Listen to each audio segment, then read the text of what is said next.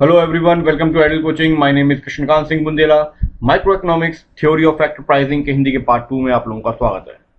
इस पार्ट में हम marginal productivity theory of distribution को डिस्कस करने वाले हैं. लेकिन इसको डिस्कस करने से पहले इसके कुछ एजम्पशंस हैं जो अगर पूरे किए जाएं तो ये थ्योरी एप्लीकेबल होगी. वो एजम्पशंस ये हैं. Very first is perfect competition. Marginal productivity theory इस फंडामेंटल एजम्पशंस के ऊपर लागू होती है कि कंपटीशन परफेक्ट हो, यानी बायर्स और सेलर्स के पास इक्वल बार्गेनिंग पावर हो, पहली चीज. और दूसरी चीज ये कि जो फैक्टर्स हैं पूरे मार्केट में उनकी प्राइजेस भी यूनिफॉर्म हो. हर फैक्टर को एक ही जैसा रेम्यूनरेशन मिलता हो, एक ही जैसा रिवॉर्ड मिलता हो, चाहे उस मार्केट के अलग अलग हिस्से में जाकर वो प्रोडक्ट खरीदा जाए या उस प्रोडक्ट की बार्गेनिंग की जाए. अगर ऐसी कंडीशन है तो मार्जिनल प्रोडक्टिविटी सारे फैक्टर प्राइजेस के लिए बराबर होगी और उसको हम लागू कर सकते हैं. सेकेंड पॉइंट है होमोजीनियस फैक्टर्स. यानी कि अगर हम एक लेबर को लें तो वो दूसरे लेबर से ज्यादा एफिशिएंट ना हो, दोनों लेबर बराबर एफिशिएंट हो, हम दोनों को एक दूसरे से रिप्लेस कर सकें. जितने भी फैक्टर्स हैं उनके अलग अलग यूनिट्स एक जैसी एफिशिएंसी वाले हों. Third, rational behaviour. ये थ्योरी एज्यूम करती है कि जितने भी प्रोड्यूसर हैं वो मैक्सिमम प्रॉफिट के लिए ही काम कर रहे हैं. कोई बाबा जी बन के और धर्मशाला खोल के नहीं बैठा हुआ है कि उपकार करने के लिए, फायदा लेने के लिए बैठे हुए हैं. तो ये रैशनल बिहेवियर. Then perfect सब्स्टिट्यूटिबिलिटी.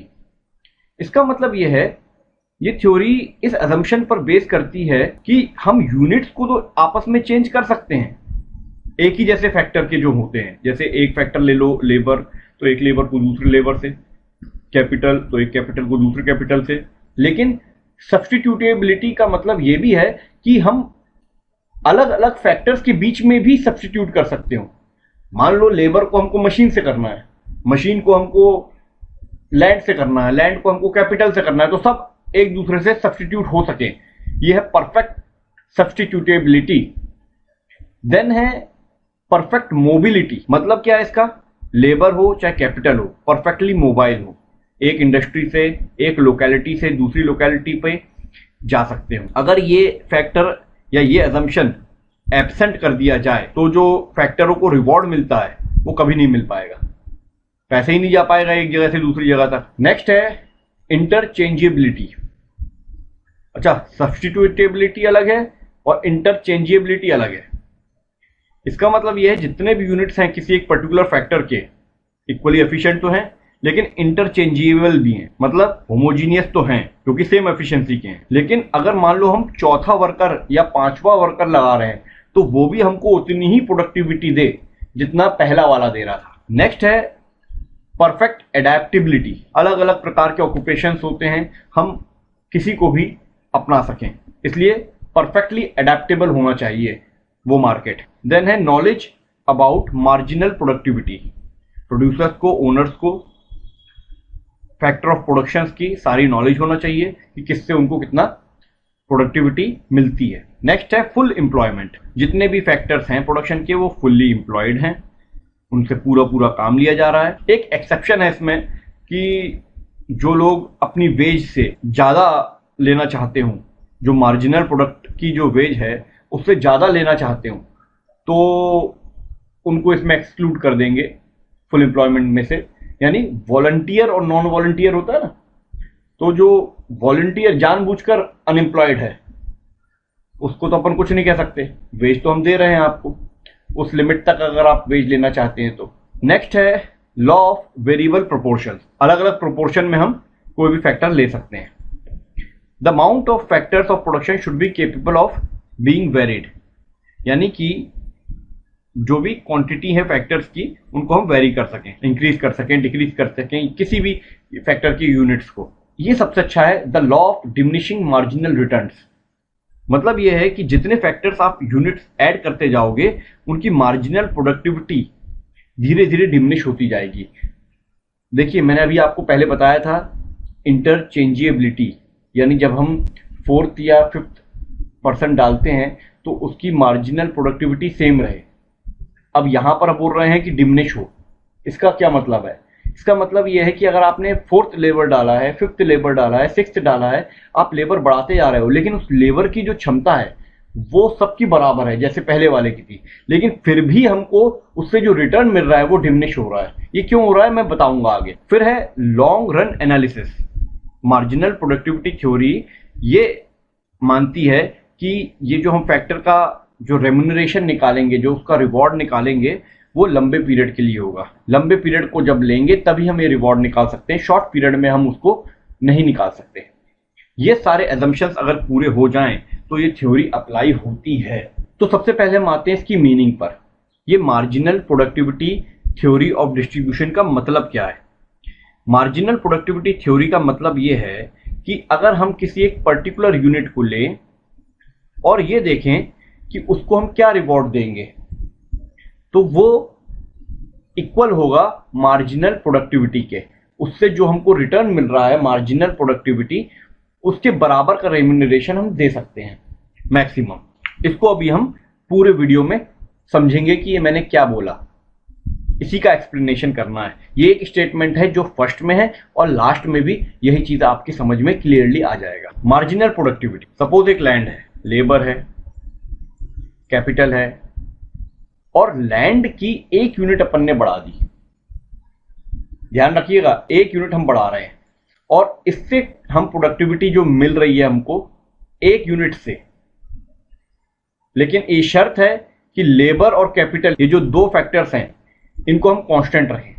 इनमें कोई भी बढ़ोतरी नहीं हुई है, केवल लैंड में हुई है, एक फैक्टर में हुई है, और उसकी वजह से जो प्रोडक्टिविटी बढ़ी है उसी को कहेंगे हम मार्जिनल प्रोडक्टिविटी, एक पर्टिकुलर यूनिट की। और ये कंडीशन है कि बाकी के जो फैक्टर्स हैं वो कांस्टेंट रहें, उनमें कोई बढ़ोतरी नहीं हो रही है। तो जो प्रोडक्टिविटी में बढ़ोतरी होगी उसको हम मार्जिनल प्रोडक्टिविटी कहेंगे। ऐसा समझिए कि जो चीजें अभी तक एम्प्लॉयड हैं उसमें से एक पर्टिकुलर यूनिट उस फैक्टर का अगर हम बढ़ा दें तो हमको कितना उत्पादन मिलता है, उसको बोलते हैं मार्जिनल प्रोडक्टिविटी। सपोज कुछ मशीनें हैं जिनमें 100 वर्कर्स काम करते हैं और प्रोडक्टिविटी देते हैं हमको 1000 यूनिट्स की।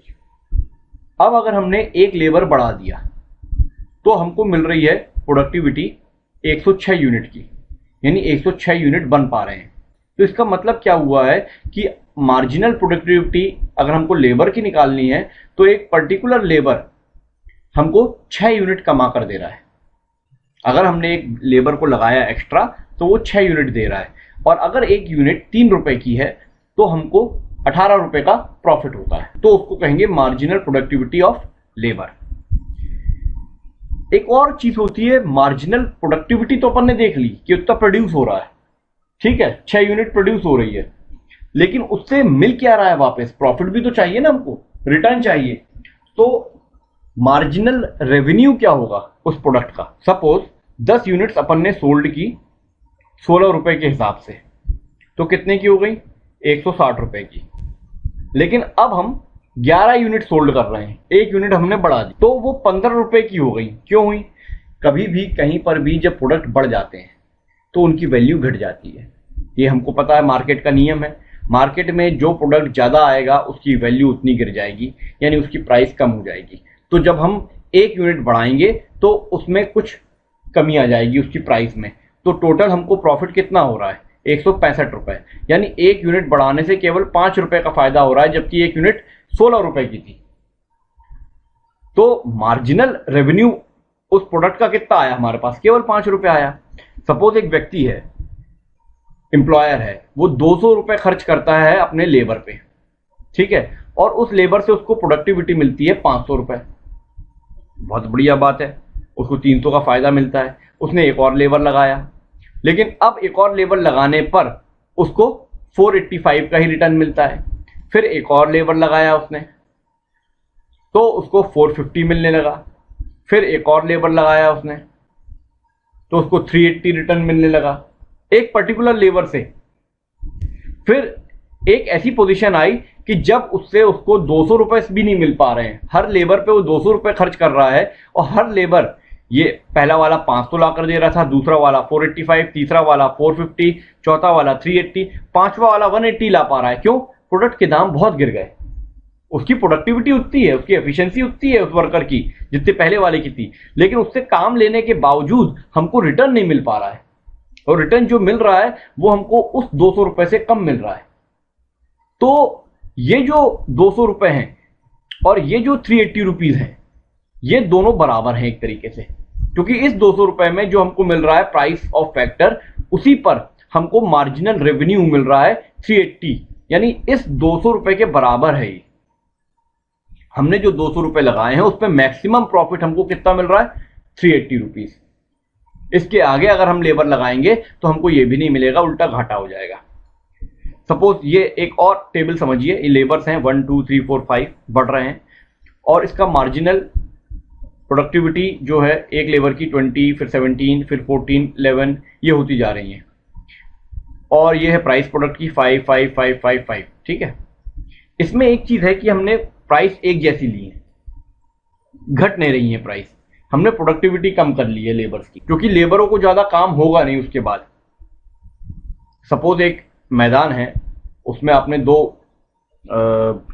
किसान लगा दिए हैं उसको खेती करने के लिए, ठीक है, लेकिन जब आप उसको बढ़ाते जाएंगे 2 की जगह 4 5 6 7 8, ठीक है, आपका लैंड जल्दी उपजाऊ हो जाएगा, मगर जब जगह ही नहीं होगी उन लेबरों की तो वो खड़े रह जाएंगे, काम करने की जगह नहीं रहेगी, तो उनसे उतना काम भी नहीं लिया जा सकता, इसलिए उनकी प्रोडक्टिविटी कम हो जाएगी। तो ये कम होती जा रही है, प्राइस उतनी है प्रोडक्ट की, तो जो मार्जिनल रेवेन्यू आ रहा है उससे, पहले वाले से आ रहा था 100, दूसरे से 85, तीसरे से 70, चौथे से इतना, 5वें से इतना, और सबको हम वेज कितना दे रहे हैं, 55 रुपीज दे रहे हैं। तो यहां पर ठीक है, हमको फायदा है, यहां भी फायदा है, यहां भी फायदा है, यहां पर बराबर हो गया। यहां पर यहां तक हम देंगे क्योंकि यहां तक हमारा मार्जिनल रेवेन्यू है। ध्यान रखिए, मैं मार्जिनल रेवेन्यू बोल रहा हूं, टोटल रेवेन्यू नहीं है। ये टोटल रेवेन्यू हमारा प्रॉफिट है, लेकिन एक पर्टिकुलर लेबर से हमको कितना मिल रहा है, यहां पर 55 मिल रहा है, उस पर हम खर्च भी 55 कर रहे हैं, तो यही हमारा एक मार्जिन है जहां तक हम जा सकते हैं। इसके बाद अगर हम गए तो हम 55 लगा रहे हैं और 40 ही मिल पा रहा उस लेबर से, इसलिए हम यहां पर नहीं जाएंगे। तो ये वो कंडीशन होती है जहां पर आपका मार्जिनल रेवेन्यू बराबर हो जाता है आपकी प्राइसिंग के। इसी चीज को मैंने स्टार्टिंग में समझाने की कोशिश की थी। देखिए डायग्राम में भी अगर हम समझें तो लेबर की यूनिट्स हमने यहां ले ली है, और वेजेस ये लाइन जो है ये ही हम दे पा रहे हैं, वेजेस 55 रुपीज जो हमने माना है। तो जो चौथा हमारा लेबर है वहां हम इक्विलिब्रियम पोजीशन पे आ जाते हैं।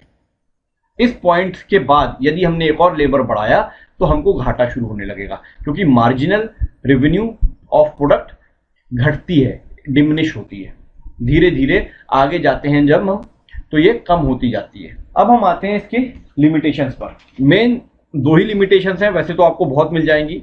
एक तो ये अनरियलिस्टिक एजम्पशंस हैं जो कि कभी पूरी नहीं होती, और दूसरी बात है ये बहुत डिफिकल्ट है इसको नापना, मेजर कैसे करें, नेट प्रोडक्ट कैसे लाएं। पीगू, जॉन रॉबिन्सन, हिक्स, इन्होंने ये बात निकाली कि किसी भी कंपनी में, किसी भी फर्म में कोई आइडियल साइज तो होती नहीं है कि इतना बड़ा हो तो वो लार्ज स्केल प्रोडक्शन कहलाएगा। तो ऐसे फर्म में आप मार्जिनल प्रोडक्टिविटी कैसे निकालोगे? पूरी इंडस्ट्री के हिसाब से तो वो बहुत कम होगी, तो वो निकालना असंभव जैसे बात है। दैट्स इट, यही है marginal productivity theory of distribution.